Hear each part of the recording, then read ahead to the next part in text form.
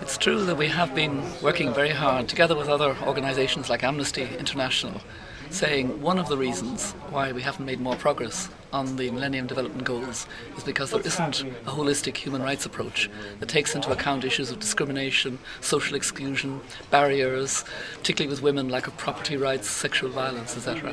And I must say that I'm quite pleased that the current outcome draft document does include a number of specific references to human rights where they should be, also connects in an important way, again, the nexus between security, development and human rights.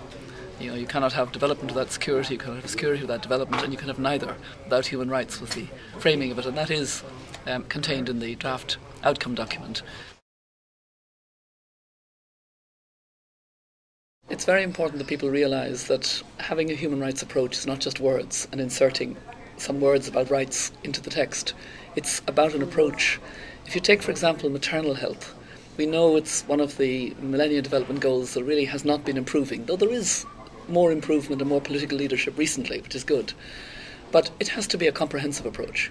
Yes, pregnant women need access to emergency obstetric care if they need it. They need access to a birth attendant who knows what to do, a local clinic, district hospital, etc.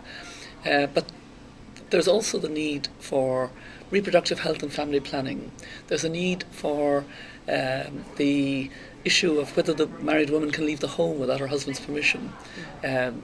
No property rights, the discrimination in income generally, and all the barriers that are there. And so it's very interesting to see when you get political leadership what a difference it can make.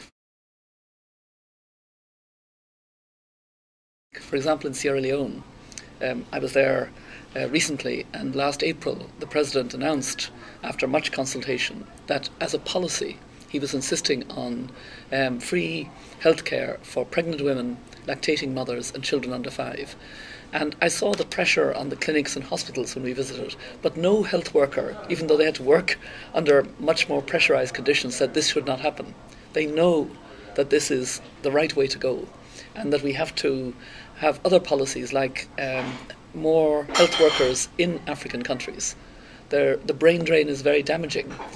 We don't stop the individual going, but the countries that they go to, and the United States is a major country that they come to, should be paying maybe for twice the number to be educated in the country from which they've come. They have good medical schools in places like Ghana and Uganda and South Africa, etc. So that's a way of saying we're not just going to drain out your human resources and say we give individuals opportunity to travel. So what I'm saying is we need a holistic, multifaceted approach, and the human rights bears on that because it keeps thinking about those who are poorer, those who are indigenous, the women, the vulnerable sections of the population, minorities, and make sure that targeting them. UNICEF has a very good report out recently which shows that they've been underperforming because they weren't targeting the most deprived, and that it will significantly increase their outreach to prevent child deaths if they do target the most vulnerable and the most deprived. Right. I was serving as UN High Commissioner for Human Rights when the Millennium Declaration was adopted, and I really thought that was a wonderful instrument. It was great that the largest gathering ever of heads of state and government at the beginning of this millennium put a very human rights framing on development, and I was disappointed when I saw these limited development goals somehow cut off from the wider political realities, and we gradually got more substance into them. But the reason that Amnesty and other human rights organisations and Realising Rights, the reason we've been so clear is we've seen on the ground that when you take a human rights approach, it does work, it is practical, and it makes a difference. It's good development policy, actually. I think there's a potential for harnessing, in a human rights context, more of a 21st century partnership on this. More and more companies are seeing, for various reasons, that they have some corporate responsibility.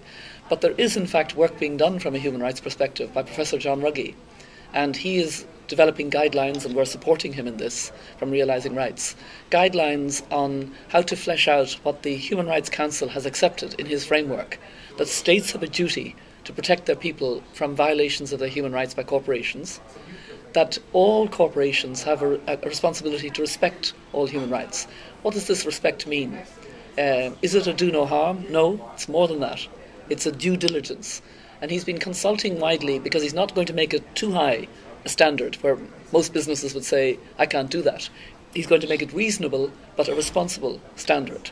And that means that I think corporations will more and more align themselves with the strategies of the Millennium Development Goals. And that will in itself, I think, be very helpful, because the energies and power, like at this Clinton Global Initiative of the private sector and the foundations and NGOs generally, have to be harnessed. It's not governments alone. Governments are less capable because of financial crisis, because of debt fatigue, whatever, and development fatigue.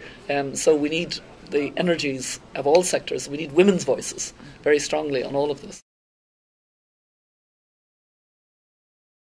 I think it's now mainstream development wisdom. Educate the women and the girls, and the country will develop and prosper. Given that it's really surprising that in fact in practice we're not doing that enough. And it's still because of cultural issues. The girl child is still second best to her brothers, and she knows it from the beginning in far too many households. The young adolescent girl is under a lot of pressure. And in sub-Saharan Africa, young girls are 4 or 5 times more likely to become HIV positive because they don't have the power to say no. They don't value their own bodies. They're influenced by older men. They're influenced by the power structure. And they're fair game, if you like. And so we have a long way to go. That's why I was glad to take part in a Global Leaders Council on Reproductive Health, which we launched yesterday. Together yesterday we wore blue scarves to show that we were going to engage in giving leadership on reproductive health and family planning. This is not a question of stigma, it's a mainstream part of development. That would make a difference over the next 5 years in realising particularly the goals 4 and 5. Unusually, I sort of wear a number of hats to purpose, even though I don't like wearing actual hats. And the hat I would wear in this context is as part of the elders that President Mandela has brought together, because we have identified the influence, and it's really a distortion of religion and tradition to subjugate women. And it happens in so many parts of the world.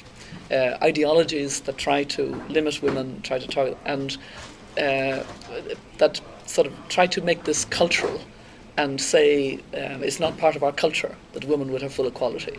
That's not acceptable under human rights law.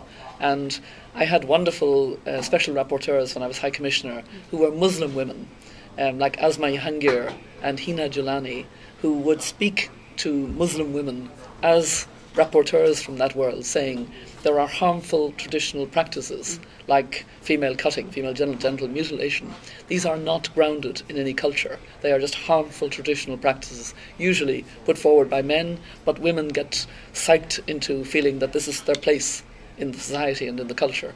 So I do feel that it's important that we link with religious leaders and indeed, especially on issues of maternal and child health, with traditional leaders in parts of the developing world, parts of Africa, for example, where the chiefs have an enormous power in their local area.